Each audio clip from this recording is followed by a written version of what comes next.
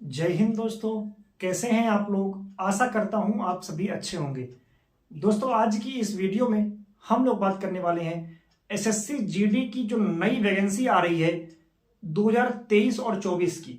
तो इस वैकेंसी के बारे में आज की इस वीडियो में आपको कंप्लीट जानकारी, जैसे कि इसके फॉर्म फिलअप कब से स्टार्ट हो रहे हैं, कुल कितने पदों पर वैकेंसी आने वाली है, इसके अलावा आयु सीमा कितनी रहेगी, आपका शैक्षणिक योग्यता क्या रहेगा, आपका वेतन कितना मिलेगा, आपका आवेदन शुल्क कितना लगेगा यानी कि फॉर्म भरने का आपको फीस कितना लगेगा, इसके अलावा चयन प्रक्रिया क्या रहेगी यानी किस किस प्रोसेस से होकर आपका चयन किया जाएगा, इसके अलावा आपका एग्जाम डेट, एग्जाम पैटर्न, आपका पीईटी में क्या होगा, पीएसटी यानी कि फिजिकल और मेजरमेंट में क्या क्या किया जाएगा, इन सब के बारे में कंप्लीट जानकारी आज की इस वीडियो में आपको मिलने जा रही है। तो वीडियो को बिना स्किप किए हुए लास्ट तक जरूर देखें, और अगर आप हमारे चैनल पर नए हैं तो चैनल को कर लीजिए सब्सक्राइब और बेल वाला आइकन दबा लीजिए, क्योंकि इसी प्रकार के गवर्नमेंट जॉब से जुड़े अपडेट हमारे चैनल पर लाए जाते हैं। दोस्तों, इस वैकेंसी में ऑल इंडिया के कैंडिडेट, चाहे आप भारत में किसी भी राज्य से हों, आप इसके लिए फॉर्म भर सकते हैं। ठीक है, हम बात कर रहे हैं आपकी जो एसएससी जीडी की भर्ती है 2023-24 की, इसके बारे में। ठीक है दोस्तों, आपके जो आवेदन इसमें स्टार्ट हो रहे हैं वो हो रहे हैं 24 नवंबर 2023 से, यानी कि 24 नवंबर से आप इसके लिए फॉर्म फिलअप कर पाएंगे, जो कि 28 दिसंबर 2023 तक इसके लिए फॉर्म फिलअप होंगे। ठीक है, 24 तारीख से 28 तारीख तक फॉर्म फिलअप किए जाएंगे। इसके बाद अगर हम बात करें कुल पदों की संख्या की, तो इसमें अनुमान लगाया जा रहा है कि लगभग आपकी जो वैकेंसी है वो 70,000 से अधिक पदों पर देखने को मिल सकती है। ठीक है, अगर हम बात करें आपका आयु सीमा की कि आपकी एज कितनी होनी चाहिए इस फॉर्म को भरने के लिए। ठीक है, तो अगर आप किससे हैं, अगर आप यूआर कैटेगरी से हैं या अगर आप ईडब्ल्यूएस कैटेगरी से हैं, तो आपकी उम्र होनी चाहिए 18 साल से 23 साल, है ना। अगर आपकी उम्र 18 साल से 23 साल के बीच में है, यूआर कैटेगरी यानी जनरल वाले और ईडब्ल्यूएस वाले, है ना। अगर आप ओबीसी वाले हैं तो आपको 3 साल की छूट मिल जाती है, यानी कि 18 साल से जाकर 26 साल। ठीक है, 3 साल बढ़ जाता है इनका, तो 18 साल से हो गया 26 साल। अगर आप एससी एसटी कैटेगरी से हैं तो आपका 5 साल बढ़ जाएगा, यानी 18 साल से 28 साल तक। ठीक है, हम बात करते हैं शैक्षणिक योग्यता की। तो अगर आप इसमें केवल 10वीं पास हैं तो आवेदन कर सकते हैं, यानी कि ऑल इंडिया के कैंडिडेट जो भी 10वीं पास हैं और इस उम्र में हैं तो वो फॉर्म भर सकते हैं इस वैकेंसी के लिए। ठीक है, हम बात करते हैं वेतन की। तो अगर आप इसमें सेलेक्ट होते हैं, एसएससी जीडी भर्ती में सेलेक्ट होते हैं, तो आपको लगभग 33,000 के आसपास सैलरी मिलने वाली है। ठीक है, यहां पर अगर हम बात करें आवेदन शुल्क की कि अगर आप फॉर्म भरेंगे तो आपको फीस कितना लगेगी फॉर्म भरने की, तो देखिए, अगर आप यूआर कैटेगरी हैं, ओबीसी कैटेगरी से हैं और ईडब्ल्यूएस कैटेगरी से हैं, केवल मेल कैंडिडेट, ठीक है, फीमेल नहीं, यूआर कैटेगरी के मेल और ओबीसी कैटेगरी के मेल कैंडिडेट और ईडब्ल्यूएस कैटेगरी के मेल कैंडिडेट अगर आप हैं तो आपको 100 रुपए पेमेंट करना होगा फॉर्म भरने के लिए। ठीक है, लेकिन अगर आप एसटी कैटेगरी से हैं, एससी कैटेगरी से हैं और फीमेल चाहे किसी भी कैटेगरी की हो, आपको एक भी रुपए पेमेंट नहीं करना है, यानी कि आपकी फीस पूरी तरह से यहां पर माफ की गई है ना। अगर हम बात करें चयन प्रक्रिया की कि किस किस प्रोसेस से होकर आपका चयन किया जाएगा, तो पहले आपका होगा एग्जाम। आप लोग जब फॉर्म भर लेंगे तो आपका पहले आएगा एग्जाम।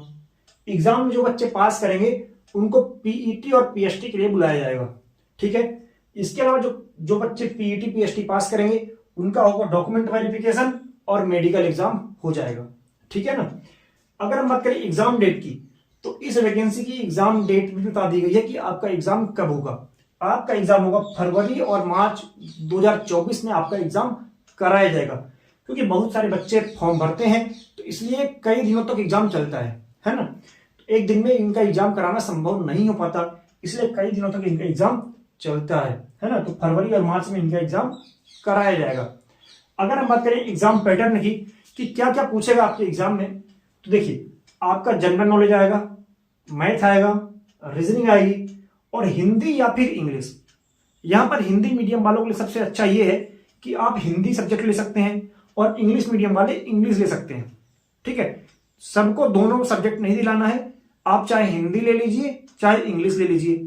इसके लिए आपको क्या करना है, आपको एग्जाम में जो फॉर्म फिलअप करेंगे उसमें भी भरना रहता है और जब आप एग्जाम देने जाएंगे तो उसमें भी रहेगा, है ना। तो आपका जीके के 20 क्वेश्चन आएंगे, मैथ के 20 क्वेश्चन आएंगे, रीजनिंग के 20 क्वेश्चन आएंगे, हिंदी या फिर इंग्लिश जो भी आप लेंगे उसके भी 20 क्वेश्चन आएंगे। ठीक है, एक क्वेश्चन यहां पर 2 मार्क्स का रहेगा, तो आपको जीके में 40 नंबर, मैथ का भी 40 नंबर, रीजनिंग का भी 40 नंबर और हिंदी या फिर इंग्लिश इसका भी 40 नंबर होगा। और आपको टाइम मिलेगा यहां पर लगभग 60 मिनट आपको यहां पर टाइम मिलने वाला है, यानी 1 घंटे का पेपर आपका होगा। ठीक है, अब जो बच्चे एग्जाम में पास करेंगे वो आएंगे पीईटी देने, आपकी होगी रनिंग।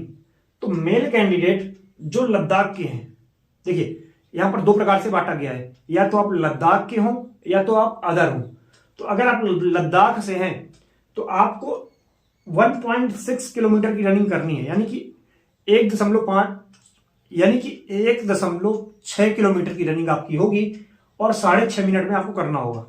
ठीक है, और लद्दाख के अलावा अगर आप कहीं से भी हैं तो आपको 5 किलोमीटर की रनिंग करनी है और आपको 24 मिनट का टाइम दिया गया है। ठीक, अब फीमेल देख लीजिए, अगर आप लद्दाख से हैं तो आपको 800 मीटर की रनिंग करनी है 4 मिनट में, और अगर आप लद्दाख के अलावा कहीं और से हैं तो आपको 1.6 किलोमीटर की रनिंग करनी है आपको 8.5 मिनट में।